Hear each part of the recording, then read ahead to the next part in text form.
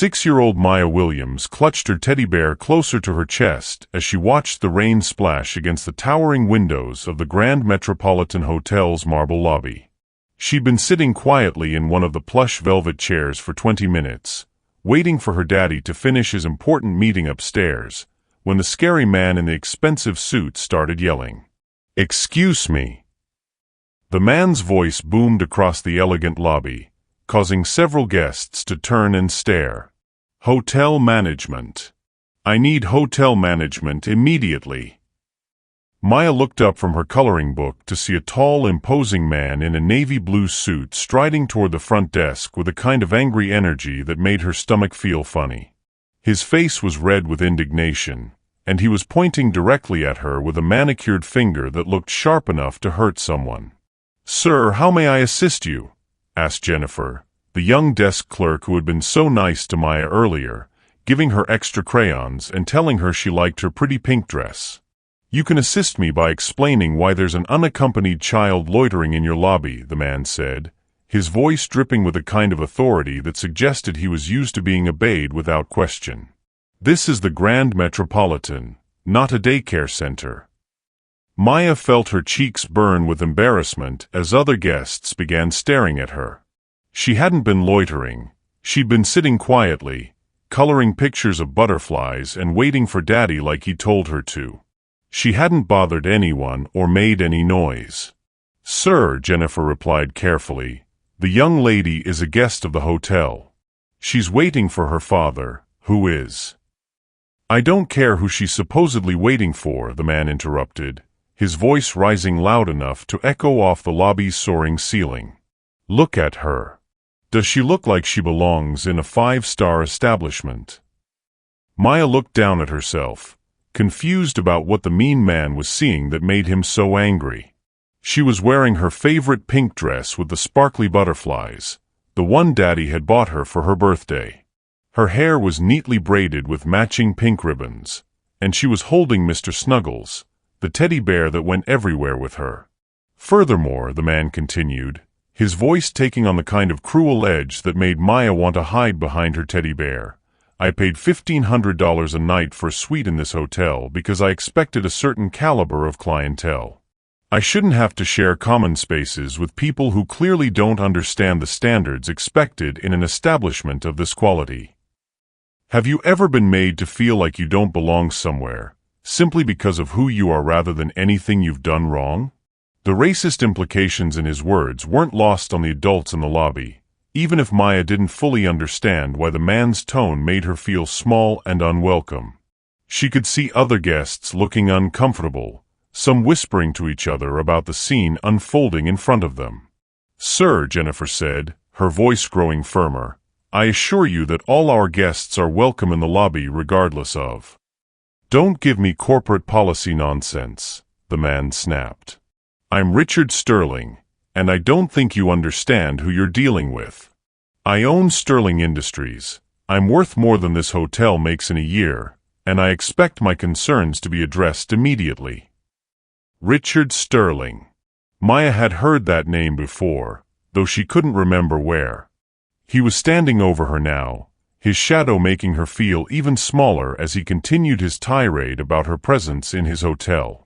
"I want that child removed from this lobby," Richard demanded.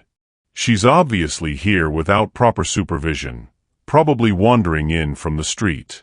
This is a security issue as much as it is a quality control problem." Maya felt tears starting to form in her eyes. She'd done everything Daddy had told her to do: stay in the lobby, don't talk to strangers, color quietly, and wait for him to come back from his meeting. But now this angry man was saying she didn't belong here, that she should be removed like she was something dirty that needed to be cleaned up. "Please don't make me leave," Maya said quietly, her voice barely audible but carrying enough to reach Richard Sterling's ears. "My daddy said to wait here for him." "Your daddy," Richard repeated with a laugh that had no warmth in it. "Let me guess, he's the janitor? The kitchen staff? Maybe a maintenance worker who thinks his kid can hang out in the lobby while he works." The cruelty in his assumptions made several guests gasp audibly. Richard was making it clear that he believed Maya's father couldn't possibly be a legitimate guest of the hotel, that their presence here was somehow fraudulent or inappropriate. "Sir," Jennifer said, her voice now carrying anger despite her professional training, "that's completely inappropriate. This young lady is a guest of the hotel, and she has every right to." "I'll tell you what's inappropriate," Richard interrupted, pulling out his phone with the dramatic flair of someone about to make important calls. "What's inappropriate is a five-star hotel allowing its standards to slip because staff members are too politically correct to maintain proper decorum." He began dialing while continuing his verbal assault. "I'm calling hotel management, then I'm calling the corporate office, then I'm calling my attorney," Richard announced loud enough for everyone in the lobby to hear. "By the time I'm finished, heads are going to roll for this lapse in judgment." Maya was crying now, not understanding what she'd done wrong but knowing that the scary man wanted her gone and was willing to cause trouble for the nice desk lady who had been kind to her. "I want her removed now," Richard demanded, pointing at Maya as if she were an object rather than a child. "Either hotel security escorts her out, or I'm filing complaints that will cost people their jobs." That's when the elevator chimed, and Maya looked up through her tears to see the one person who could make everything better walking into the lobby with the confident stride of someone who belonged wherever he chose to be. "Daddy!" Maya called out, relief flooding her voice as she saw Marcus Williams emerge from the executive elevator wearing his sharp charcoal suit and the smile that always made her feel safe. But as Marcus took in the scene, his daughter crying, a hostile man towering over her, and a lobby full of uncomfortable guests, his expression shifted from confusion to concern to something much more dangerous. "What's going on here?" Marcus asked, his voice carrying the kind of quiet authority that made everyone in the lobby pay attention. Richard Sterling turned toward the new arrival with an expression of triumph, clearly expecting to intimidate another employee or low-level guest. "Are you this child's father?" Richard demanded. "Because if you are, you need to control your kid and keep her out of spaces where she doesn't belong." Marcus Williams looked at the man who had just threatened his daughter, then at Maya's tear-streaked face, then back at Richard Sterling with an expression that should have warned him he was about to make the biggest mistake of his entitled life. But Richard was too absorbed in his own sense of superiority to recognize that he was face-to-face with someone whose power dwarfed his own, and who was about to use that power to protect his child in ways that would humiliate Richard beyond recovery. 2 hours before Maya Williams found herself crying in the Grand Metropolitan Hotel lobby while a racist billionaire demanded her removal, her father Marcus had been in the penthouse boardroom of the same building, finalizing the details of the most significant business acquisition of his career. Marcus Williams was not just any successful businessman. He was the founder and CEO of Williams Hospitality Group, a company that had grown from a single-budget motel he'd purchased with his life savings into a global empire of luxury hotels, resorts, and hospitality brands worth $8.2 billion. But Marcus's success story was different from the typical billionaire narrative. He hadn't inherited wealth or attended Ivy League schools. He'd built his empire from nothing, driven by the memory of childhood experiences that had taught him the importance of dignity, respect, and making sure everyone felt welcome regardless of their background. Growing up in Detroit as the son of a hotel housekeeper and a construction worker, Marcus had spent countless afternoons in hotel lobbies while his mother, Sarah Williams, finished her shifts cleaning rooms at various establishments around the city. He'd done homework in those lobbies, eaten snacks his mother had packed, and learned to observe how different hotels treated their employees and guests. Most importantly, he'd witnessed firsthand how class and racial prejudice could make people feel unwelcome in spaces that should have been open to everyone.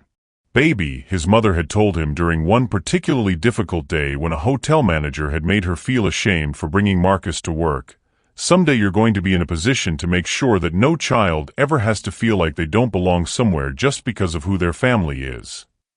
That promise had driven Marcus through community college, through years of working multiple jobs while learning the hospitality industry from the ground up, and through the risky decision to buy his first property with borrowed money and pure determination.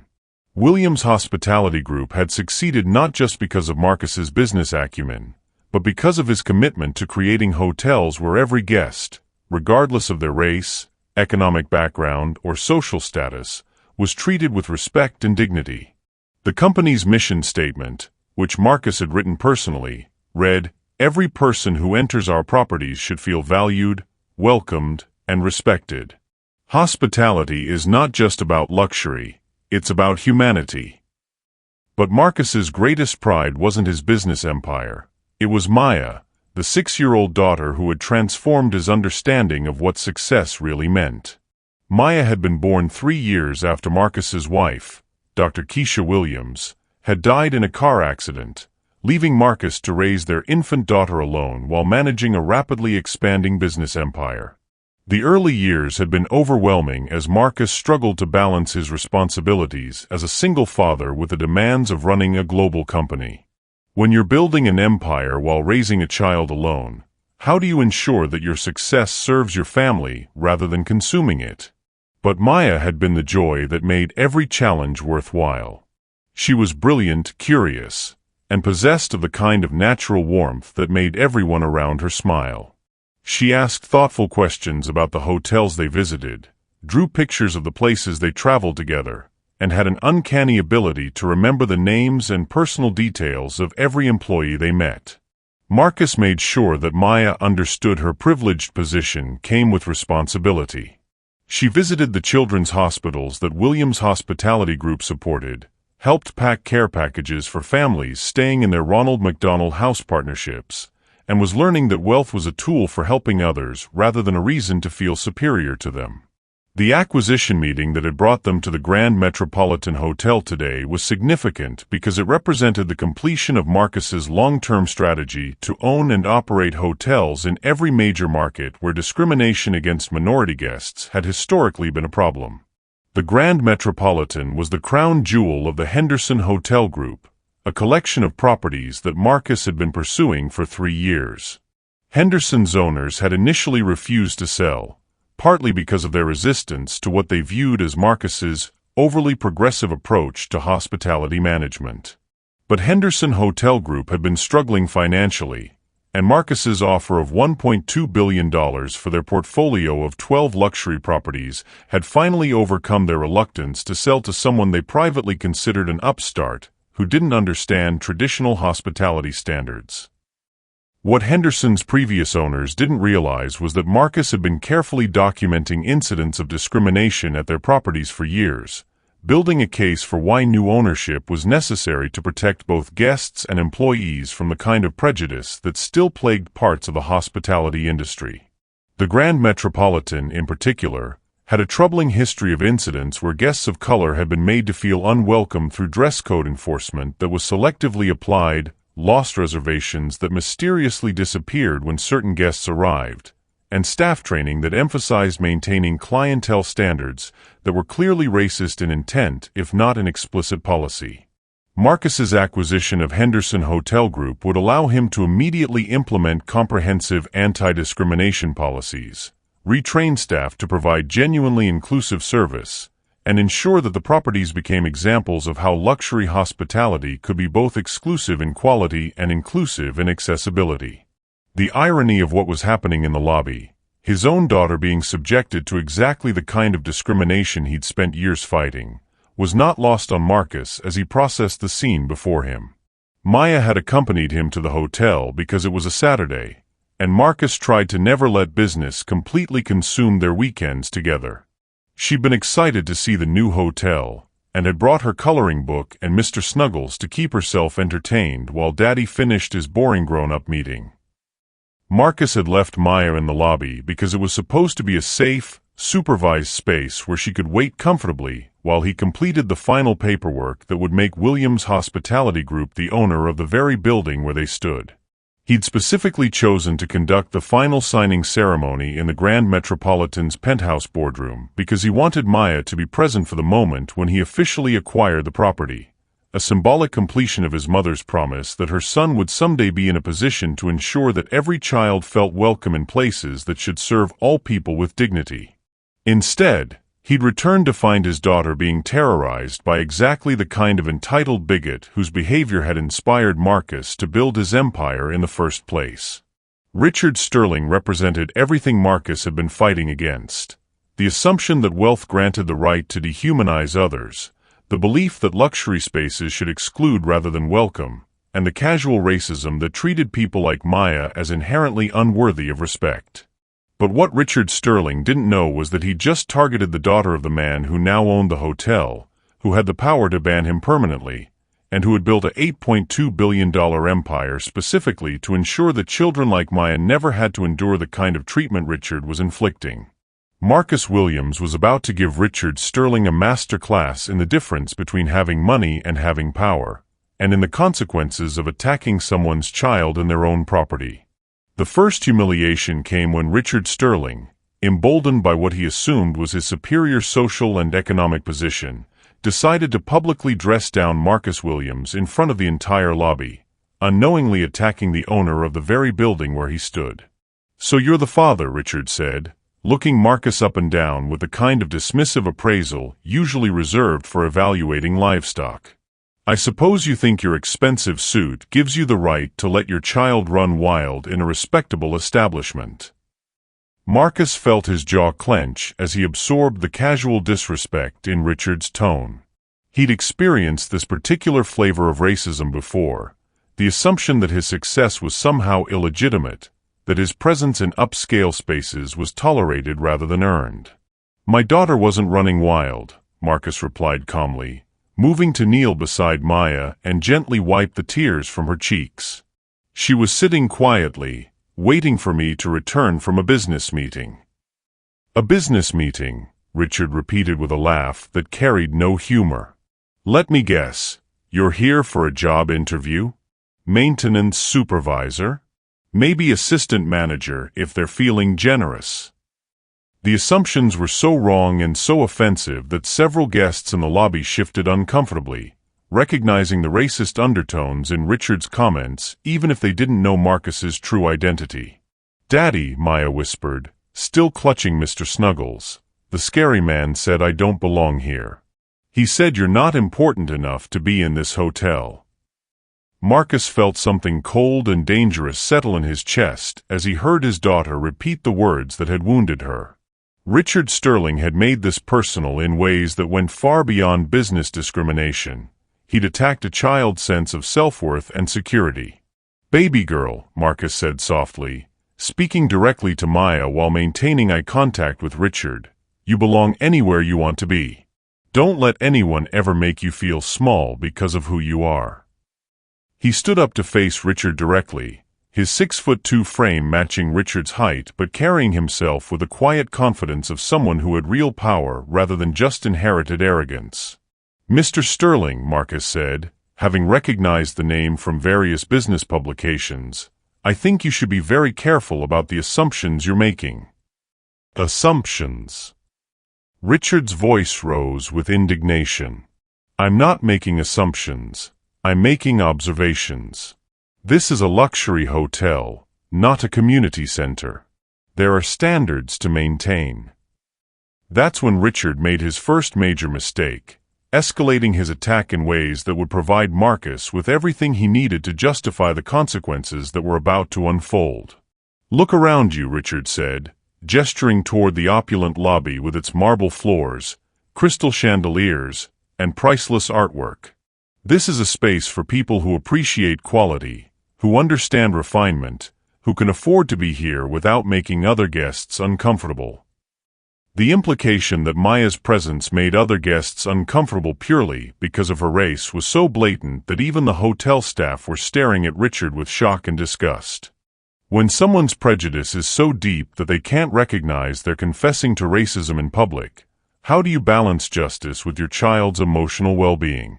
"Furthermore," Richard continued, warming to his theme, "I shouldn't have to explain to you that certain demographics require different hospitality standards. I'm sure you understand that your daughter would be more comfortable in an environment that's more appropriate for your family's background.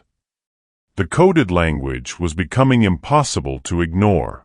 Richard was essentially arguing that Marcus and Maya should be segregated into spaces that he deemed more suitable for black families.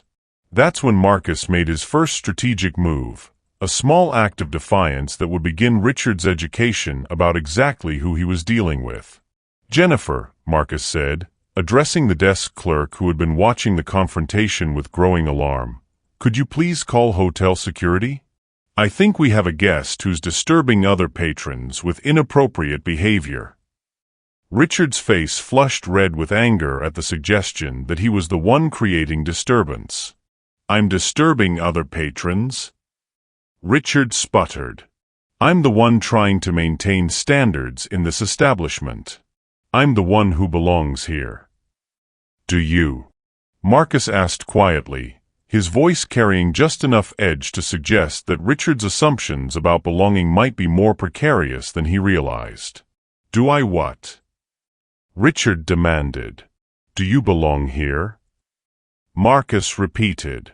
"Because from where I'm standing, it looks like you're harassing a child and making racist statements in a public space. Those aren't typically the behaviors we associate with quality clientele." The reversal, Marcus questioning Richard's fitness to be in the hotel, caught Richard completely off guard. "How dare you?" Richard said, his voice rising to a level that was now clearly disturbing other guests. "Do you have any idea who I am? Do you understand what I'm worth? I could buy and sell you 10 times over." Marcus looked at Richard with the kind of patient expression usually reserved for children having tantrums. "Could you?" Marcus asked. "Buy and sell me? That's an interesting theory." The calm confidence in Marcus's voice was beginning to unnerve Richard, who had expected intimidation or deference rather than this quiet challenge to his assumed superiority. "I'm Richard Sterling," Richard announced, as if his name alone should end the conversation. "Sterling Industries. Net worth $800 million. I don't think a hotel employee needs to be questioning my credentials." "Hotel employee," Marcus repeated thoughtfully. "Is that what you think I am?" "Aren't you?" Richard asked, though his voice now carried a note of uncertainty. Marcus smiled, not with warmth, but with the kind of anticipation that suggested Richard was about to receive an education he wouldn't forget. "Well," Marcus said, "I suppose you could say I work for the hotel. In a management capacity."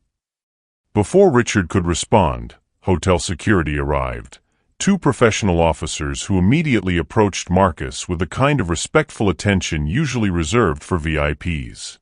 "Mr. Williams," the lead security officer said, "we received a call about a disturbance in the lobby. How can we assist you?"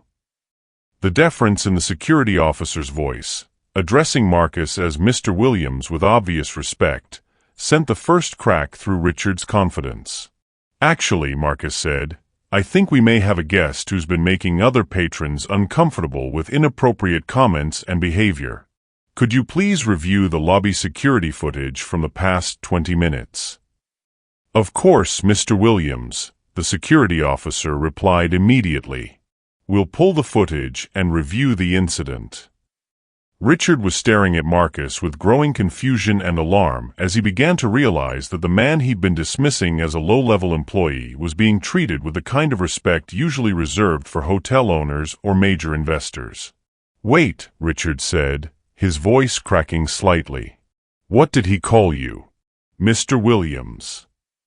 Marcus knelt down beside Maya again, speaking to her in the gentle voice that had always made her feel safe and protected. "Baby girl," he said, "Daddy needs to handle some business with this gentleman. Why don't you go with Officer Martinez here and get some ice cream from the hotel restaurant while I sort this out?" As Maya was escorted away by the kind security officer, Marcus stood up to face Richard Sterling with the full authority of someone who was about to reveal exactly how wrong Richard's assumptions had been. "Now then, Mr. Sterling," Marcus said, Shall we discuss appropriate behavior in my hotel? The escalation began when Richard Sterling, faced with growing evidence that he had seriously misjudged Marcus Williams' identity and position, doubled down on his racist assumptions rather than backing down, setting himself up for complete humiliation. "Your hotel," Richard repeated with a laugh that was becoming increasingly forced.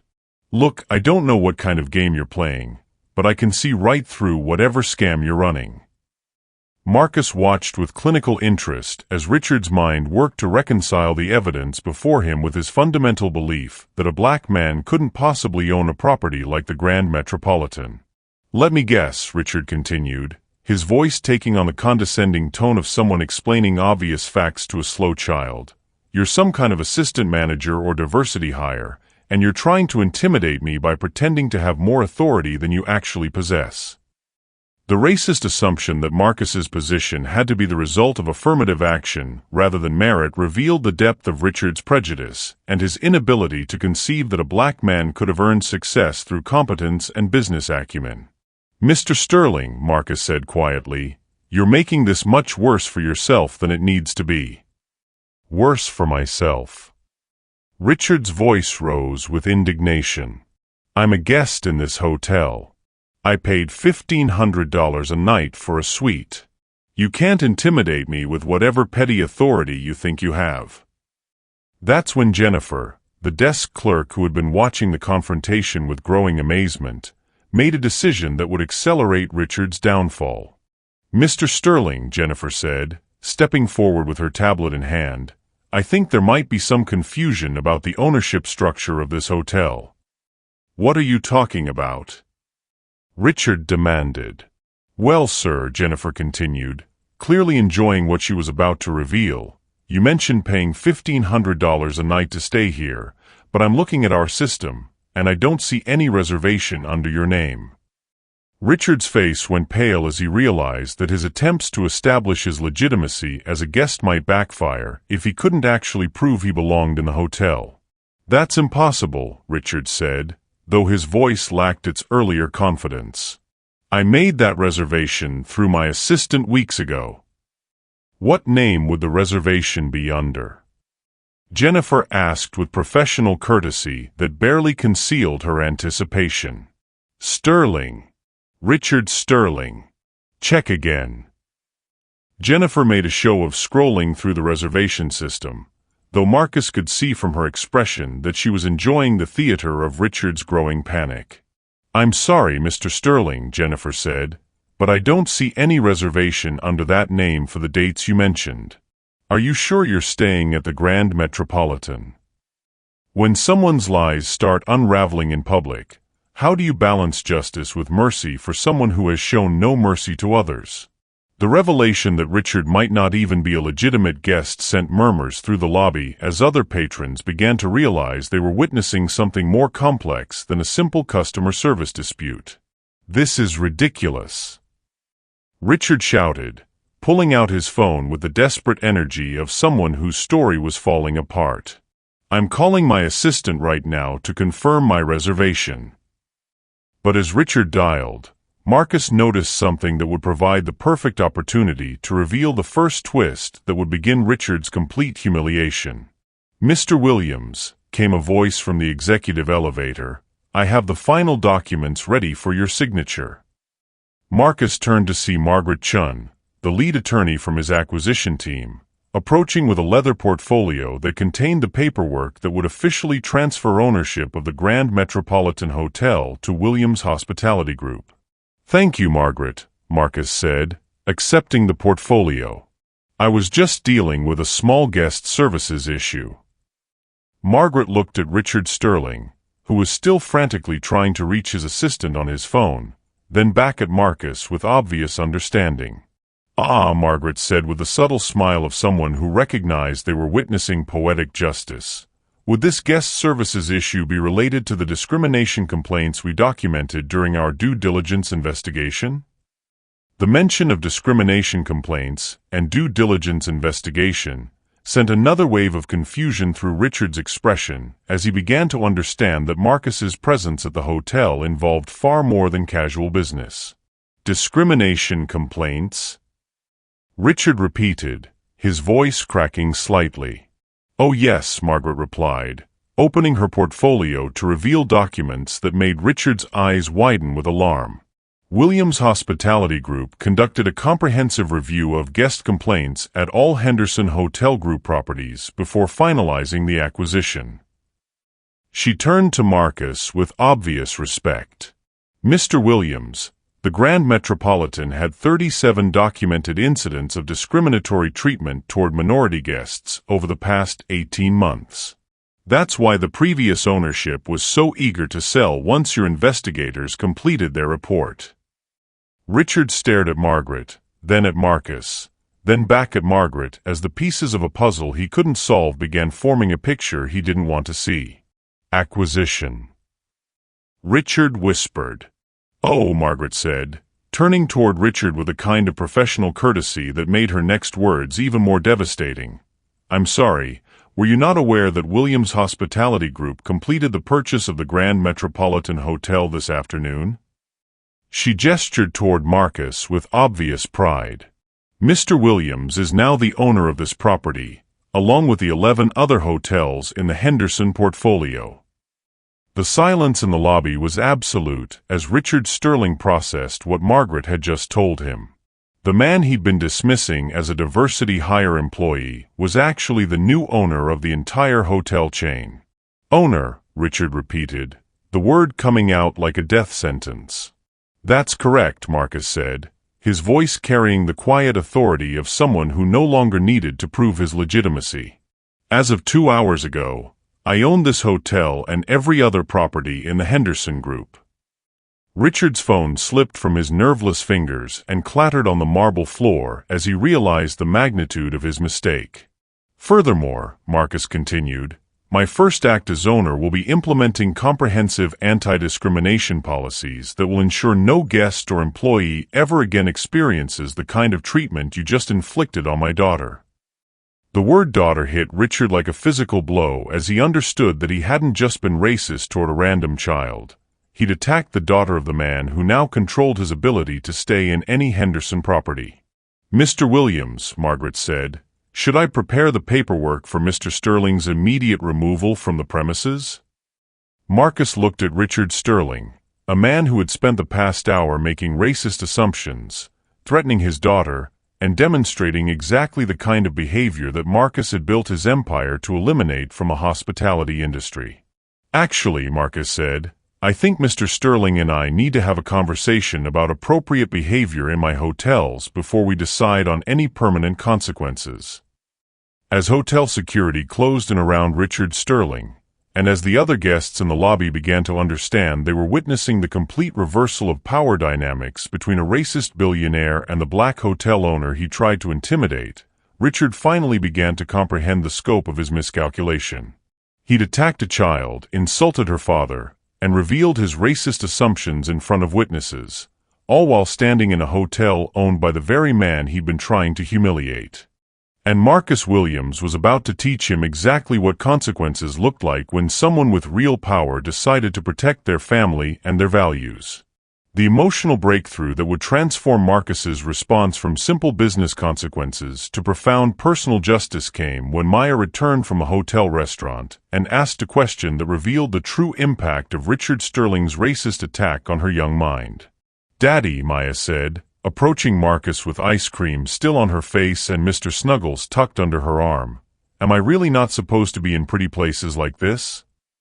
The question hit Marcus like a physical blow, revealing that Richard's words had planted seeds of doubt in his daughter's mind about her worth and her right to exist in spaces that should welcome all children.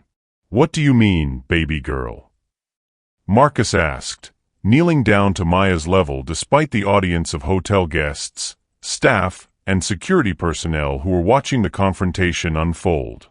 The scary man said I don't belong here because of who I am, Maya explained with the heartbreaking honesty that only children possess. He said people like me make other people uncomfortable. Are there places where I'm not allowed to go because I'm different?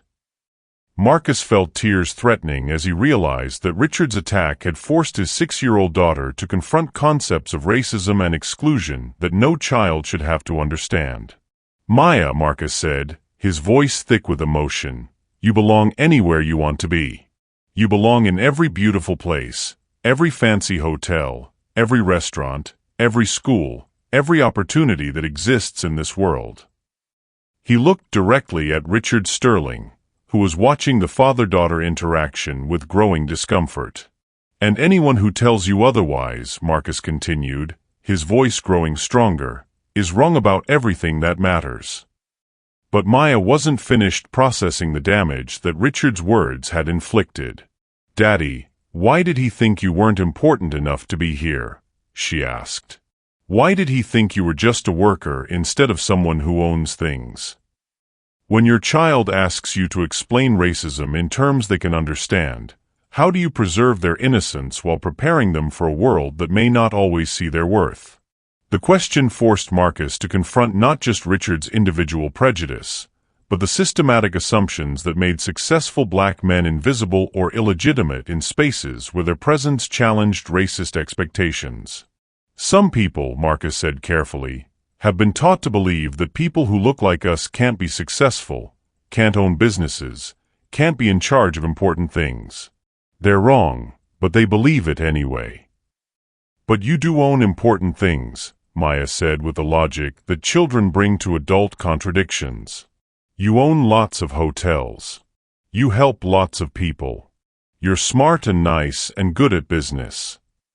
"That's right, baby girl.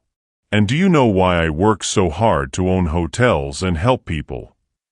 Maya shook her head, waiting for the explanation that would help her understand her father's mission. "I work hard," Marcus said, "so that little girls like you will always have places where they're welcomed and respected. So that no child ever has to feel unwelcome because of who they are or who their family is." As Marcus spoke to his daughter, Richard Sterling was forced to confront the human impact of his racist assumptions. He was watching a father explain discrimination to a child who had been personally targeted by Richard's prejudice. "Mr. Sterling," Marcus said, standing up to address Richard directly while keeping Maya close beside him, "I want you to understand what you've done here today."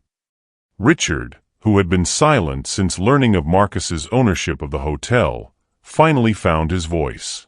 "Mr. Williams," Richard said, "I think there's been a misunderstanding." "No," Marcus interrupted, his voice carrying the authority of someone who would not allow his family's pain to be minimized. "There's been no misunderstanding. You saw a black child in a hotel lobby and decided she didn't belong. You saw a black man in an expensive suit and assumed he must be an employee rather than an owner." Marcus's voice grew stronger as he articulated the systematic nature of Richard's prejudice. "You made racist assumptions, you threatened a child, you attempted to have that child removed from a space where she had every right to be, and you did it all because your worldview can't accommodate the reality that black families can be successful, wealthy, and deserving of respect." Richard tried to interrupt, but Marcus continued with the force of years of experiencing similar discrimination. "But here's what you didn't understand, Mr. Sterling.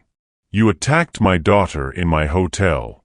You threatened to have security remove the owner's child from the owner's property.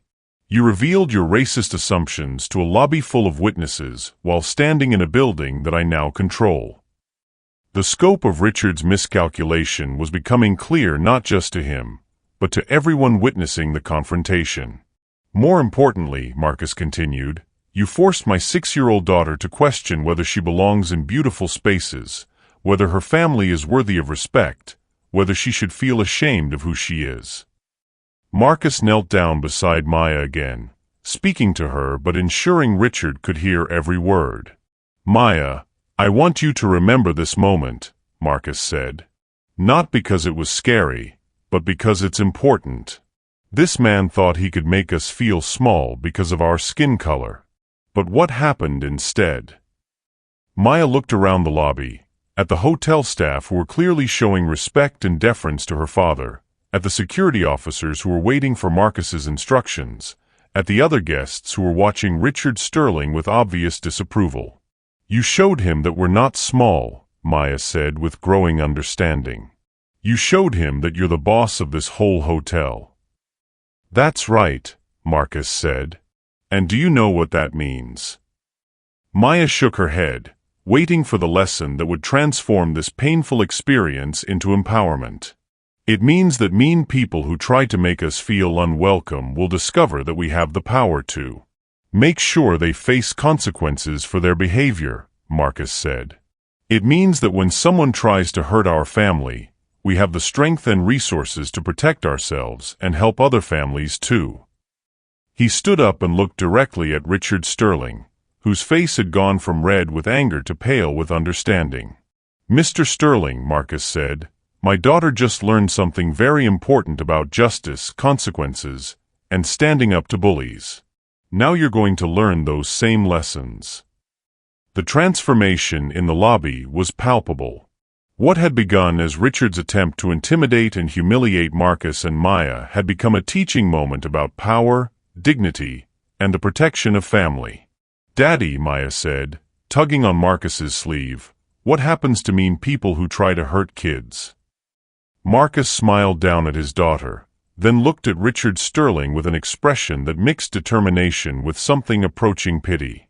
"They learn," Marcus said, "that every action has consequences, and that being mean to children is never acceptable, no matter how much money someone thinks they have." As Maya nodded with satisfaction, understanding that justice was about to be served, Marcus prepared to demonstrate exactly what those consequences looked like when someone with real power decided to protect their family and their values. "Mr. Sterling," Marcus said, "let me show you what accountability looks like in my hotels." Richard Sterling was about to discover that attacking Marcus Williams' daughter in Marcus Williams' hotel was the most expensive mistake he'd ever made, financially, socially, and personally. And Maya Williams was about to learn that her father's success wasn't just about owning beautiful hotels. It was about using that success to ensure that every child who entered those hotels felt valued, respected, and welcomed, regardless of who they were or where they came from. The lesson that both Richard and Maya were about to receive would change their understanding of justice, power, and the responsibility that comes with both. The showdown that would complete Richard Sterling's humiliation and reveal the full scope of Marcus Williams' power began when Marcus made a series of decisions that would not only remove Richard from a hotel, but ensure that his racist behavior had consequences that extended far beyond a single evening's embarrassment. "Mr. Sterling," Marcus said, his voice carrying the authority of someone who had made a decision that would change Richard's life permanently, "before hotel security escorts you from the premises, I want you to understand exactly what your behavior tonight is going to cost you." Richard, who had been standing in stunned silence since learning of Marcus's ownership of the hotel, finally found his voice. "Cost me," Richard said, though his earlier arrogance had been replaced by growing apprehension. "I don't understand what you mean."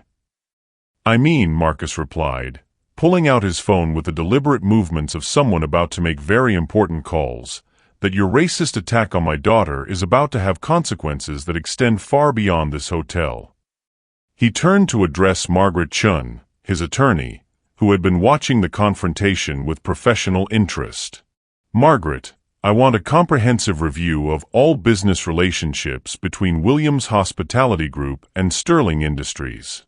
Any contracts, partnerships, or vendor relationships should be terminated immediately." "Of course, Mr. Williams," Margaret replied, making notes on her tablet.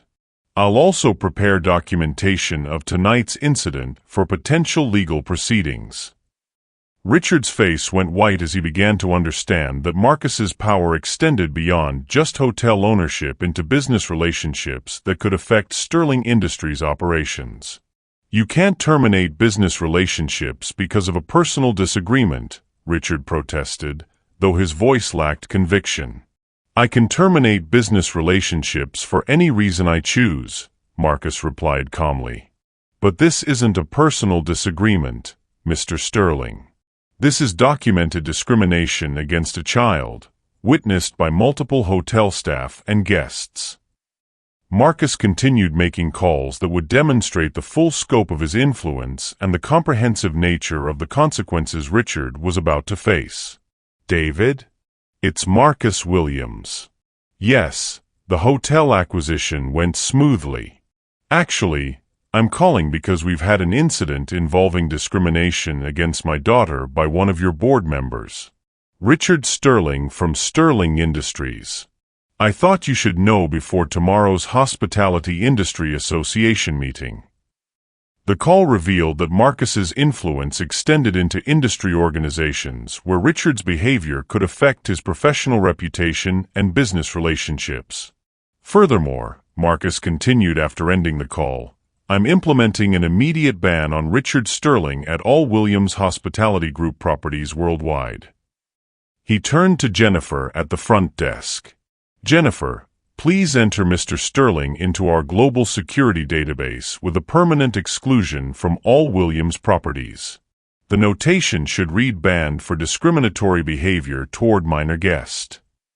Right away, Mr. Williams, Jennifer replied, clearly enjoying the justice being delivered to someone who had threatened her and her colleagues.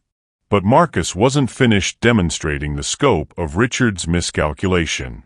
Mr. Sterling, Marcus said, I want you to understand that Williams Hospitality Group operates 847 hotels across 23 countries. You are now banned from every single one of those properties. The magnitude of the exclusion began to sink in as Richard realized he'd just lost access to nearly 1,000 luxury hotels worldwide because of his racist behavior toward a 6-year-old child. When someone's prejudice costs them access to resources they took for granted, how does it change their understanding of privilege and consequence? You can't ban me from an entire hotel chain because of a misunderstanding, Richard said desperately. I can ban you from my hotels for any behavior that violates our values of respect and dignity, Marcus replied. And attacking children based on their race clearly violates those values. Margaret Chun stepped forward with additional information that would complete Richard's understanding of his situation. Mr. Sterling, Margaret said, I should inform you that Williams Hospitality Group has reciprocal agreements with most major luxury hotel chains regarding security exclusions. Your ban from our properties will likely extend to Marriott, Hilton, Hyatt, and several other major hospitality companies. The revelation that Richard's behavior could affect his ability to stay at luxury hotels internationally was devastating to someone whose business required frequent travel and high-end accommodations. This is insane, Richard said, his voice cracking with panic. You're destroying my ability to conduct business because of a simple misunderstanding. Simple misunderstanding? Marcus repeated, his voice taking on a dangerous edge. Mr. Sterling, you called my daughter an unwelcome presence. You suggested she should be removed from this hotel because of her race. You assumed I was an employee because black men can't possibly own luxury properties in your worldview. Marcus stepped closer to Richard, close enough that his next words would be clearly audible despite his quiet tone. You made my 6-year-old daughter cry because you believe that children who look like her don't belong in beautiful spaces. That's not a misunderstanding, that's racism, and it's going to have consequences. But the most devastating blow to Richard's position came when Marcus revealed the scope of his influence beyond just the hospitality industry. Mr. Sterling, Marcus said, I'm also calling my friends at the Economic Development Council, the Chamber of Commerce, and the Business Ethics Review Board. They should know that one of their members has been engaging in public discrimination against children. Each organization Marcus mentioned represented networks of influence that could affect Richard's business relationships, social standing, and professional reputation in ways that would extend far beyond hotel accommodations. Furthermore, Marcus continued, I'm scheduling a meeting with Patricia Richardson at the Tribune Business section. She's been writing articles about corporate responsibility and ethical leadership. I think she'd be very interested in tonight's events. The threat of negative media coverage was the final straw for Richard, who realized that his racist attack on Maya could become a public scandal that would damage Sterling Industries' reputation permanently. "Mr. Williams," Richard said, his voice now carrying desperation rather than arrogance, "surely we can resolve this situation without involving the media or industry organizations." "Can we?" Marcus asked. "What kind of resolution did you have in mind?" Richard looked around the lobby at the staff and guests who had witnessed his racist behavior, understanding that he was completely at Marcus's mercy. I apologize," Richard said, though his apology sounded more like a business negotiation than genuine remorse. "I made some poor choices tonight. Perhaps we could discuss terms for resolving this situation privately." The attempt to negotiate his way out of consequences revealed that Richard still didn't understand the moral dimension of what he'd done. He was treating his attack on Maya as a business problem to be solved rather than a human wrong to be acknowledged. "Mr. Sterling," Marcus said, "this isn't a business deal. This is about protecting children from adults who think racism is acceptable behavior." He knelt down beside Maya, who had been watching the adult conversation with the fascination that children bring to witnessing justice. "Maya," Marcus said, "what do you think should happen to people who are mean to kids because of their skin color?" Maya considered the question with the seriousness that children bring to issues of fairness and justice. "I think," Maya said, "they should have to say sorry to all the kids they were mean to. And they should have to learn how to be nicer to people who are different from them." Marcus smiled at his daughter's wisdom, then looked up at Richard Sterling. "You heard my daughter," Marcus said. "She believes in education and accountability. So here's what's going to happen." As Marcus outlined the comprehensive consequences that would follow Richard's racist behavior, consequences that would affect his business, his social standing, and his ability to travel, Richard Sterling began to understand that attacking Marcus Williams' daughter had been the most expensive mistake of his entitled life. And Maya Williams learned that her father's success wasn't just about accumulating wealth. It was about using that wealth to protect families like theirs and to ensure that racist behavior had real consequences for people who thought their money made them untouchable. The climactic reversal that would complete Richard Sterling's transformation from arrogant racist to humbled supplicant came when Maya Williams herself delivered the lesson that would change both men's understanding of justice, mercy, and what it means to use power responsibly. "Daddy," Maya said, tugging on Marcus's sleeve as hotel security prepared to escort Richard from the premises, "can I ask the scary man a question?" Marcus looked down at his daughter with surprise, then at Richard Sterling, who was standing with slumped shoulders as he processed the comprehensive destruction of his professional and social standing. "Of course, baby girl," Marcus said. "What do you want to ask him?" Maya walked over to Richard Sterling with the fearless curiosity that children possess, looking up at the man who had made her cry just an hour earlier. "Mr. Sterling," Maya said, her voice carrying the gravity that children bring to important questions, "do you have kids?" Richard looked down at Maya with an expression that mixed shame, confusion, and something approaching recognition of her humanity for the first time that evening. "Yes," Richard said quietly. "I have a daughter. She's about your age." "What's her name?" Maya asked. "Emma," Richard replied, his voice softening as he thought about his own child. "Her name is Emma." "Is Emma nice?" Maya continued, apparently building towards some point that the adults couldn't yet see. She's wonderful," Richard said, his voice breaking slightly as he began to understand where Maya's questions were leading. "She's kind and smart, and she loves everyone she meets." Maya nodded with satisfaction, as if Richard had confirmed something important. "If someone was mean to Emma because of what she looked like, how would that make you feel?" Maya asked. When a child's innocent question forces an adult to confront the humanity of people they've dehumanized, how does it change their understanding of their own actions?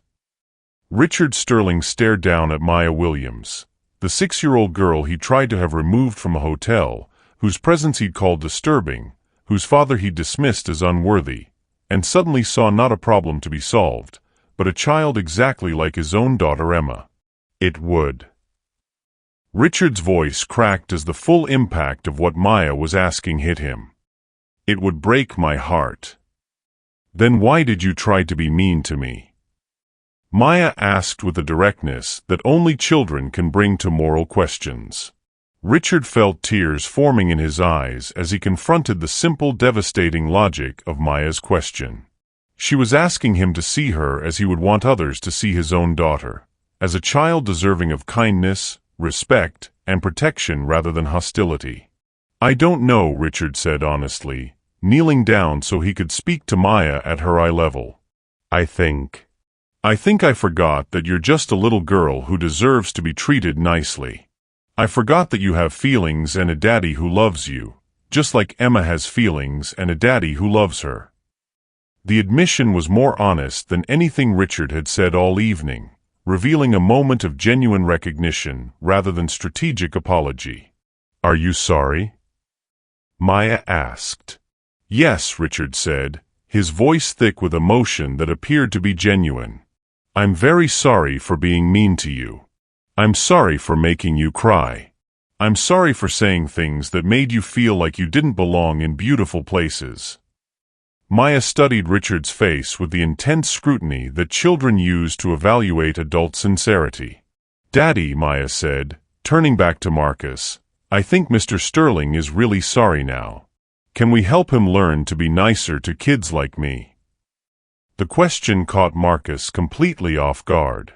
His daughter was suggesting mercy and education rather than just punishment for the man who had attacked her with racist assumptions. What kind of help did you have in mind, baby girl? Marcus asked. Maybe, Maya said with the wisdom that children sometimes possess, Mr. Sterling could come to our family hotels and learn about how to make all kids feel welcome. Maybe he could see how hotels work when they're nice to everyone. The suggestion that Richard could be reformed rather than just punished revealed Maya's intuitive understanding that changing hearts was more powerful than just delivering consequences. Marcus looked at his daughter, then at Richard Sterling, who was staring at Maya with amazement and growing respect. Mr. Sterling, Marcus said, my daughter seems to think you're capable of learning to be better than you were tonight. What do you think? Richard stood up, facing Marcus with an expression that carried genuine humility for the first time since their confrontation began.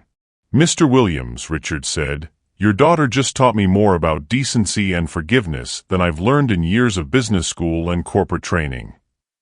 He looked down at Maya with obvious respect. Maya, I want you to know that I'm going to remember what you taught me tonight for the rest of my life. And I'm going to make sure my daughter Emma knows about the brave, smart little girl who helped her daddy become a better person. Marcus realized that he was witnessing something extraordinary. His daughter had transformed a moment of racist attack into an opportunity for genuine education and growth. All right, Marcus said, making a decision that surprised everyone in the lobby, including himself. Mr. Sterling, here's what's going to happen. He outlined a comprehensive program that would transform Richard's punishment into an opportunity for genuine change. You're going to spend the next 6 months volunteering with our children's hospitality program, which provides hotel stays for families dealing with medical emergencies. You're going to learn firsthand about the dignity and worth of every family we serve, regardless of their race or economic background. Marcus's voice grew stronger as he articulated a vision of justice that focused on transformation rather than just retribution. You're going to attend sensitivity training conducted by experts in unconscious bias and systemic racism. You're going to study the history of discrimination in the hospitality industry and learn why inclusive policies matter. And, Maya added, you're going to write a letter to Emma telling her about the nice kids you met who look different from her but are just as special. Richard nodded with obvious commitment to the program Marcus had outlined. Mr. Williams, Maya, Richard said, I accept those conditions gratefully. And I want you to know that this experience has shown me things about myself that I didn't want to see but needed to understand. 6 months later, Richard Sterling stood before the annual Hospitality Industry Ethics Conference, delivering a keynote speech about unconscious bias, corporate responsibility, and the importance of creating inclusive spaces for all families. 6 months ago, Richard told the assembled hotel executives, "I made the worst mistake of my life. I attacked a 6-year-old child because of racist assumptions that I didn't even realize I was carrying." He gestured toward the audience, which included Marcus and Maya Williams in the front row. "But that little girl, Maya Williams, taught me something that transformed my understanding of justice, mercy, and what it means to be a leader in the hospitality industry." Richard's transformation had become genuine and comprehensive. He'd completed every aspect of the program Marcus had outlined, had become a passionate advocate for inclusive hospitality practices, and had restructured Sterling Industries' corporate policies to prioritize diversity and respect in all their business operations. But the most meaningful outcome was something that couldn't be measured in policy changes or corporate reforms. Maya Williams had learned that her father's power could be used not just to punish people who hurt their family, but to transform them into people who would protect other families from similar harm. Marcus Williams had discovered that the most satisfying victory wasn't destroying his enemies, but helping them become allies in the fight for justice and dignity. And Richard Sterling had learned that real strength comes not from dominating others, but from having the humility to learn from a 6-year-old child who saw his potential for goodness even when he couldn't see it himself. The incident that had begun with racist assumptions and threats of removal had become a story of transformation, education, and the power of children to teach adults about the values that really matter. Sometimes the greatest victory isn't defeating your opponent, it's helping them become someone worthy of victory themselves. Sometimes the most powerful response to hatred isn't more hatred, it's the kind of love that refuses to give up on someone's capacity for growth. And sometimes a 6-year-old girl with a teddy bear and a pink dress can teach the most important lessons about justice, mercy, and what it means to make everyone feel welcome in spaces that should serve all people with dignity and respect. Maya Williams had transformed a moment of attack into an opportunity for healing that would protect countless other children from experiencing the pain she'd endured. That's the real power of hotels and hearts that truly welcome everyone. Thank you for watching this story to the end. If you enjoyed this story, you will surely love the next one. It's as crazier and more intriguing as you can ever imagine. So do check it out. Click on the image showing on your screen right now to watch the next one.